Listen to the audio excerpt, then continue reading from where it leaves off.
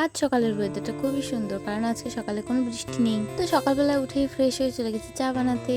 আর হ্যাঁ, সবাইকে good morning. চুপি চুপি ভিডিও দেখে চলে যাও, লাইক কমেন্ট ফলো করো না। তোমরা লাইক কমেন্ট আর ফলো করলে আমার ভিডিও করতে আরো ভালো লাগবে, তাই না? তো যে যে নতুন আছো, লাইক কমেন্ট আর ফলো করোনি, জলদি ফলো করে দাও। তো দেখো, বক বক করতে করতে আমার চা বানানোও হয়ে গেছে। এখানে চা বানিয়ে নিয়ে যাচ্ছিলাম বড় ঘরে, আর ওই ঘরে মা আর ভাই আছে।